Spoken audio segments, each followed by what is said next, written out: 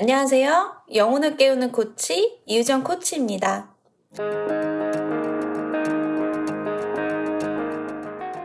오늘 리뷰해 보려고 하는 책은 북스타 출판사의 비폭력 대화 Non-Violent Communication, 줄여서 NVC라는 책입니다.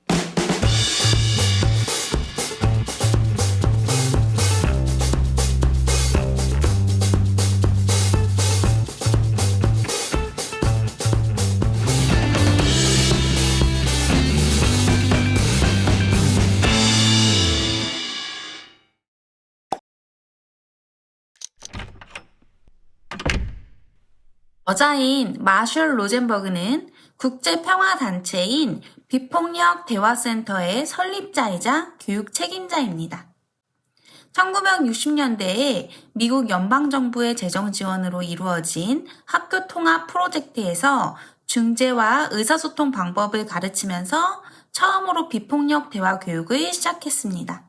그는 전쟁으로 파괴된 루안다, 나이지리아, 말레이시아, 중동, 세르비아, 크로아티아, 아일랜드 지역에서 평화 프로그램을 시작하였고 국제 비영리 단체인 비폭력 대화센터를 설립하고 전 세계 35개의 국가에서 워크숍과 교육을 진행하며 비폭력 대화를 널리 보급하였습니다. 이 책을 리뷰해보고자 하는 이유는 저를 포함해 많은 사람들이 좋은 관계를 만들고 싶어 하면서도 여러 가지 이유로 관계가 깨지고 틀어지는 것을 자주 보게 되기 때문입니다. 생각이 행동을 만들듯 말이 관계를 만듭니다. 모든 관계는 언어를 매개로 소통함으로써 형성되는데요.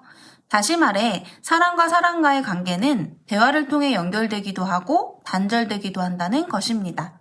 즉, 어떻게 대화를 하느냐에 따라 상대방의 마음이 열리기도 하고 닫히게도 된다는 것인데요. 그럼에도 불구하고 우리는 어떻게 말하고 들어야 하는지에 대해 가정이나 학교에서 배운 적이 거의 없습니다. 비폭력 대화, Non-Violent Communication, 줄여서 NVC는 강력한 의사소통의 모델입니다. NVC의 목적은 우리 자신과 다른 사람이 진심으로 연결되어 서로의 욕구를 모두 충족시킴으로써 유대관계를 형성하는 데 있습니다.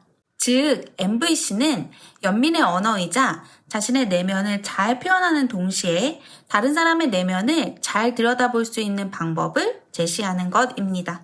자신의 내면을 분명히 알게 될 때 우리는 결국 자신의 삶을 풍요롭게 사는 방법도 찾을 수 있게 되는데요. 이러한 NVC의 습득을 통해 우리는 원하는 것을 더 잘 표현하고 타인이 원하는 것을 잘 이해하며 삶을 더 평화롭고 풍요롭게 살 수 있으리라 생각되어 리뷰하게 되었습니다. NVC는 두 가지 질문으로부터 시작되었습니다. 그것은 첫째, 무엇이 인간으로 하여금 폭력적이고 공격적으로 행동하게 하는가?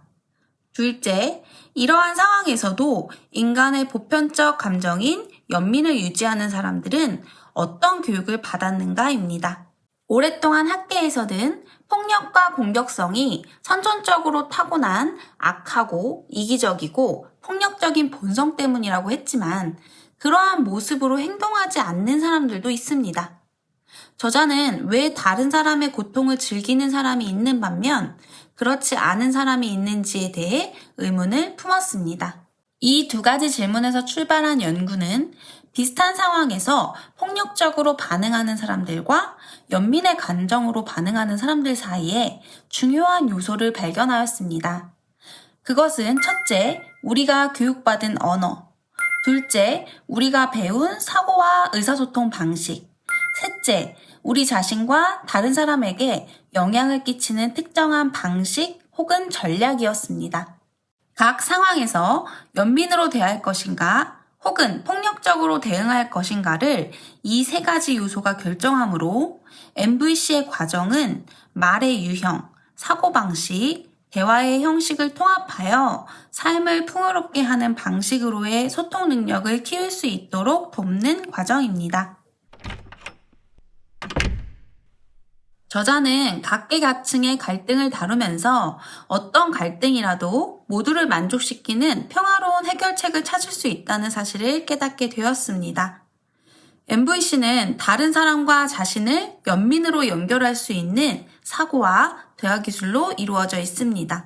저자는 갈등을 해결해 달라는 요청을 받게 되면 먼저 참여자들 사이에서 돌봄과 존중이 형성되도록 하였습니다.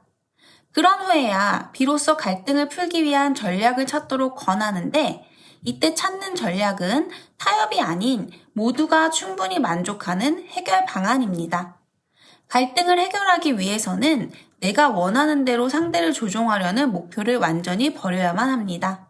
그 대신 모두의 욕구를 충족하는 조건을 만드는 데 집중합니다. 갈등 해결을 돕는 MVC의 과정은 다음과 같습니다.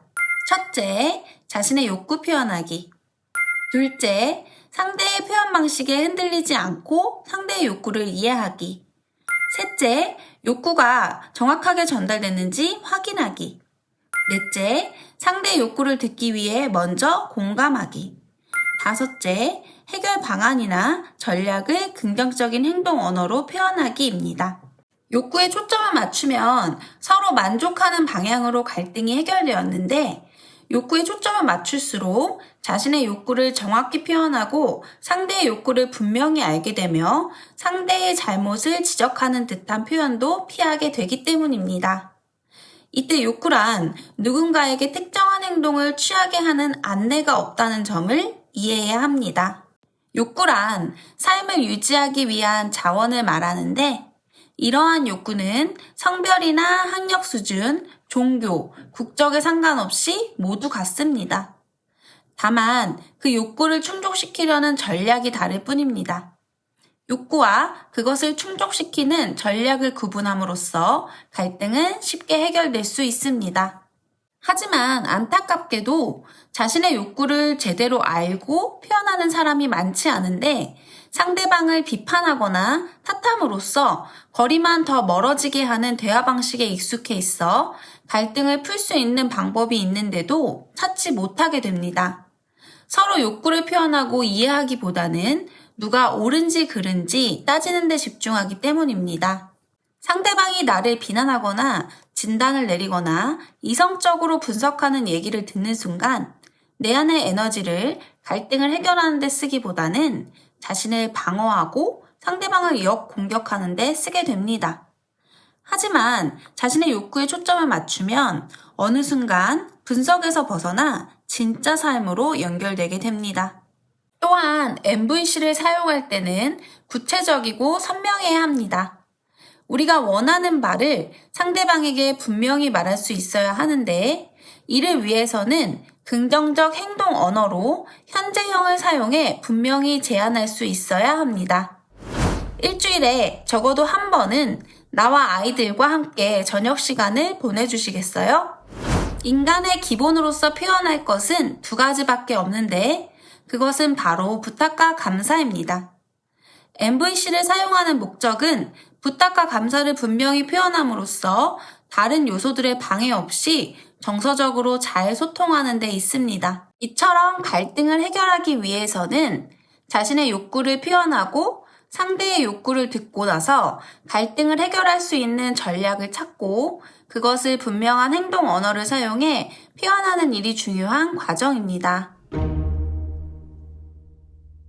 오늘은 비폭력 대화, Non-Violent Communication, MVC에 대한 소개와 갈등 해결을 돕는 MVC의 과정에 대해 알아보았는데요. 다음 편에서는 MVC의 4단계와 MVC를 통해 사랑을 구현하려는 저자의 노력에 대해 더 알아보겠습니다. 지금까지 시청해주셔서 감사합니다.